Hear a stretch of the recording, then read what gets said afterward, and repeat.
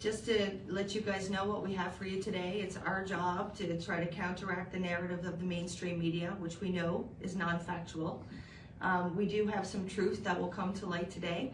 We also have some information on how you can support us and support our initiatives to stand against the emergency mandates. And I'm going to pass this over to Roy because he's got far more important things to say.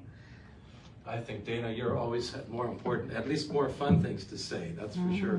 I'm the executive director with Taking Back Our Freedoms, and of course, one of the things, the mandate we have is to put maximum pressure on our politicians to end the mandates and the emergencies. And our focus initially was on MLAs because most mandates are provincial. We never imagined such a crazy move on the part of the Prime Minister to actually require truckers to take vaccines at the time when Omicron is the most minor of the virus, is exactly precisely the time when there was no need for further vaccines. So the Prime Minister initiated everything you see happening here in Ottawa. If you're upset about what's happening in Ottawa, you need to give the Prime Minister a call. That's the person that's responsible.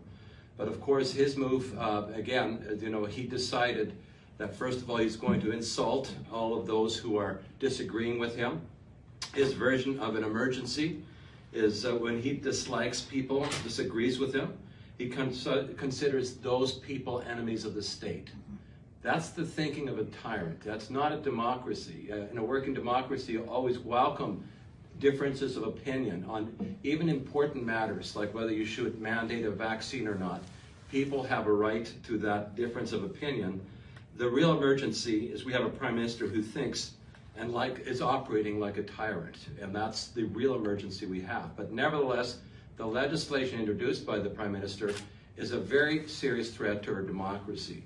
And so yesterday we urged people to get started in a campaign to put maximum pressure on our members of Parliament. That's the first line of defense because they're in session right now. They could, in theory, have a vote tomorrow. And if the Prime Minister has the votes, he might do that. And so we urge every Canadian to get on the phone and go to our website, tbof.ca.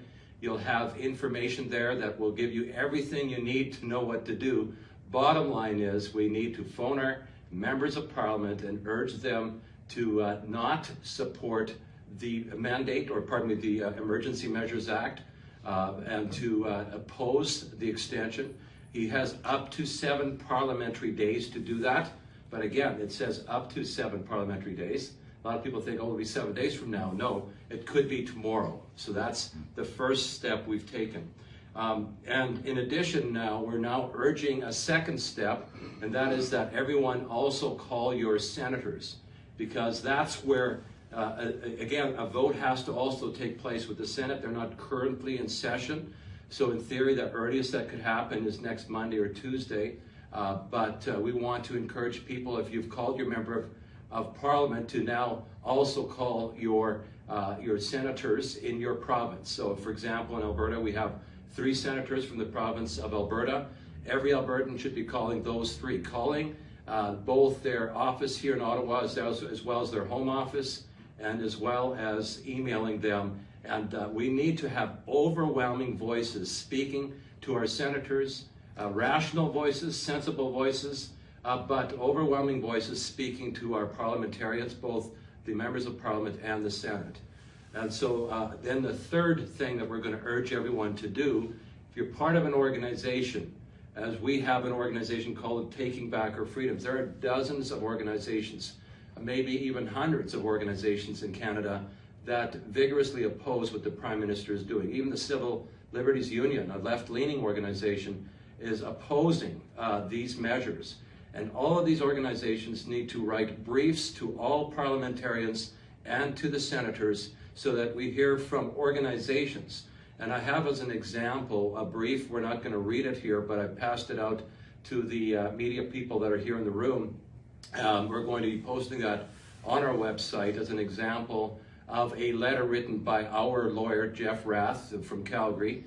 And I spell his name W-R-A-T-H, but actually the real name is R-A-T-H. He can sometimes be very strong in his opinions and expression of opinions, but he's also very right.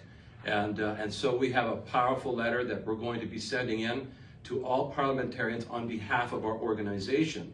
And whatever organization you're part of, the veterans groups, the police groups, the freedom groups of every kind, it's very important for the next few days to get a letter together and send it to every single parliamentarian, every single senator. They all need to hear from all of us, and with a resounding voice. This is by far the greatest threat against our freedoms in the history of this country.